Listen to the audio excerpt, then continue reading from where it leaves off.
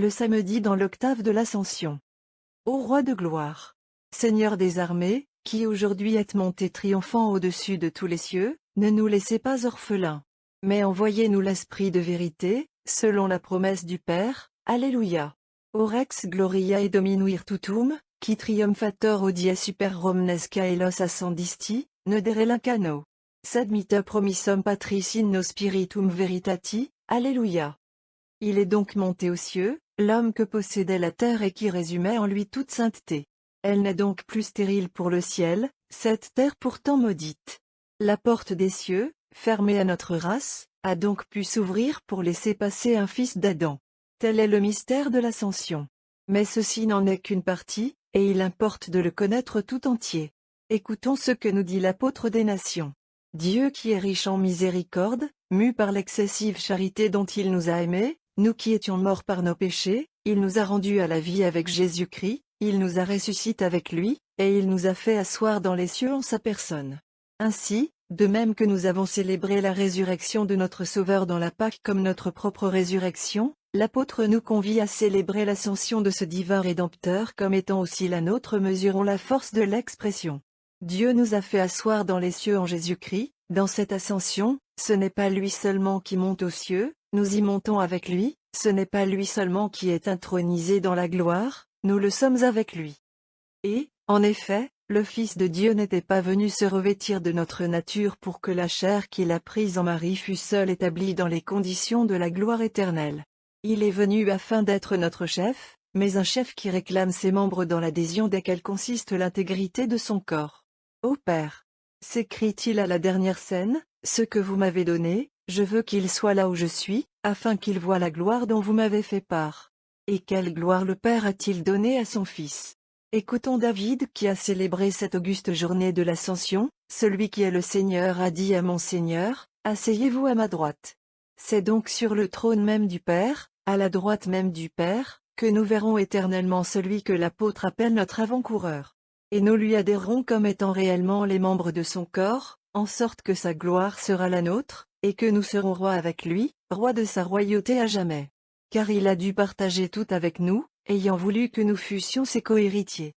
Il suit de là que l'auguste mystère de l'Ascension, ouverte aujourd'hui, se continue à chaque instant, jusqu'à ce que le dernier des élus étant monte aux cieux, le corps mystique de notre Emmanuel ait atteint son entier complément. Voyez cette nuée innombrable d'âmes saintes qui se pressent sur ses pas en ce jour, nos premiers parents à la tête, les patriarches, les prophètes, les justes de toute race, que 4000 ans avaient préparés pour ce triomphe. Captifs naguère dans les demeures souterraines des limbes, maintenant brillants de clarté, ils suivent avec la rapidité de l'aigle celui dont ils ornent le triomphe. Ils sont ses trophées, en même temps qu'ils forment sa cour dans le trajet de la terre au ciel. En les suivant du regard, écrions-nous donc dans les transports de David, royaume de la terre, chantez au Seigneur, chantez à Dieu qui s'élève sur les cieux des cieux, vers l'Orient. De leur côté les milices angéliques se pressent au-devant de l'Emmanuel, et alors commence le sublime dialogue que l'oreille prophétique de David entendit, et qu'il nous a rendu à l'avance. La légion innombrable et triomphante qui suit et accompagne l'Emmanuel crie aux gardiens de la Jérusalem céleste. Princes, élevez vos portes. Portes éternelles, élevez-vous, c'est le roi de gloire qui va entrer. Et les anges fidèles répondent avec majesté, et quel est-il, ce roi de gloire? C'est le Seigneur, répondent les élus de la terre, le Seigneur fort et puissant, le Seigneur puissant dans les combats, comme l'attestent les victoires qu'il a remportées sur Satan, sur la mort et l'enfer, les victoires dont nous sommes l'heureux trophée. Après une seconde interpellation qui donne lieu d'exalter une seconde fois les grandeurs de l'Emmanuel, les portes éternelles se lèvent, et le Christ vainqueur pénètre dans les cieux avec son glorieux cortège.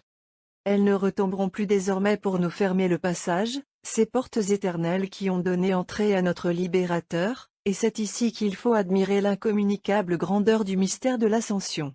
Ce mystère s'est ouvert aujourd'hui, Jésus l'a inauguré en s'élançant de la terre au ciel, mais il ne l'a pas clos. Il a voulu qu'il fût permanent, qu'il s'accomplit en tous ses élus successivement, soit qu'il monte du lieu des expiations, soit qu'il s'élève de notre terrestre vallée avec le vol de la colombe. Salut donc, ô glorieux mystère que tant d'autres mystères ont préparé, terme et accomplissement du dessein éternel de Dieu. Mystère qui fut suspendu durant des siècles par notre chute, mais qui reprend aujourd'hui ton courant l'Emmanuel, pour ne plus l'interrompre qu'au moment solennel où la voix éclatante de l'ange criera, « Le temps n'est plus ». Jusque-là tu demeures ouvert pour nous, et l'espérance vit dans notre cœur que tu t'accompliras aussi en nous. Daignez donc permettre, ô Jésus, que nous prenions pour nous cette parole que vous avez dite, « Je vais vous préparer une place ». Vous avez tout disposé dans ce but. Et vous êtes venu en ce monde pour nous ouvrir la voie que vous avez vous-même franchie aujourd'hui. La Sainte Église, votre épouse, nous ordonne d'élever nos regards. Elle nous montre le ciel ouvert, et le sillon lumineux que tracent jusqu'à nous les âmes qui montent à chaque instant pour s'unir à vous. Nos pieds posent encore sur la terre. Mais l'œil de notre foi vous découvre au terme de cette voie, vous, le Fils de l'homme, assis à la droite de l'Ancien des jours. Mais comment franchir l'espace qui nous sépare de vous? Nous ne pouvons, comme vous, nous élever par notre propre vertu. Il faut, ô Emmanuel, que vous nous attiriez à vous. Vous l'avez promis, et nous n'attendons plus que l'heure. Marie, votre mère, qui consent à demeurer encore avec nous, l'attendit aussi, cette heure, dans la soumission et dans l'amour. Elle l'attendit dans la fidélité et dans le labeur, vivant avec vous sans vous voir encore. Donnez-nous, Seigneur, une part à cette foi et à cet amour de notre commune mère, afin que nous puissions nous appliquer cette parole de l'apôtre, déjà par l'espérance nous sommes sauvés. Il en sera ainsi, si vous daignez, selon votre promesse, nous envoyer votre esprit que nous attendons avec ardeur. Car il doit venir confirmer en nous tout ce que la succession de vos mystères y a déjà préparé, et être le gage assuré de notre ascension glorieuse. Nous résumerons aujourd'hui tous nos vœux, en nous appropriant les sublimes enseignements que l'Église gothique d'Espagne adressait à ses fidèles dans la solennité de l'Ascension. Missa. Nous vous convions, très chers frères, à déposer le fardeau des pensées du siècle, et à donner en ces jours l'essor à vos pensées, en les dirigeant vers le ciel. Il s'agit de considérer des yeux du cœur votre propre nature humaine s'élevant dans le Christ au plus haut des cieux. L'objet que nous sommes appelés à contempler au milieu d'une lumière incomparable à Jésus notre Seigneur, qui change la bassesse de notre terrestre existence avec la gloire des cieux. Combien doit être pénétrante notre vue, pour apercevoir ce séjour où nous sommes appelés à le suivre. C'est aujourd'hui que notre Sauveur, après avoir revêtu la chair ici-bas, est remonté sur le trône de sa divinité, aujourd'hui qu'il a présenté à son Père cette même humanité qu'il avait offerte à la souffrance, glorifiant dans les cieux celle qu'il avait humiliée ici-bas. Il est parti pour être environné de gloire, celui qui était descendu jusqu'au sépulcre.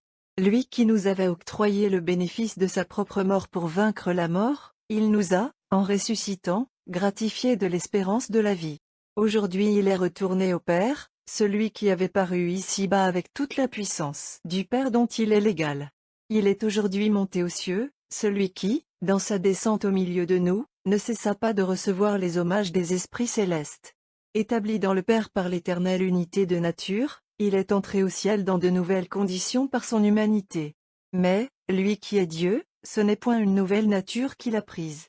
Implorons donc de la toute-puissance du Père, par le nom de son Fils, notre Sauveur, notre admission à la grâce spirituelle, le don de l'éternelle béatitude, l'ascension vers le séjour du bonheur, le progrès de la foi catholique, la ruine de l'hérétique infidélité. Il écoutera les hommages de ceux qu'il daigna chercher lorsqu'il était perdu. Il sera attentif à ceux qui lui appartiennent, lui qui n'a pas abandonné ceux-mêmes qui s'étaient donnés à un autre. Il se montrera à nos regards, celui qui a daigné se mettre à notre portée pour se faire connaître de nous. Il ne nous laissera point dans l'état d'orphelins, lui qui a daigné faire de nous ses fils, lorsque nous étions devenus ses ennemis. Et il nous accordera l'objet de nos instances, lui qui nous a promis l'esprit de sainteté.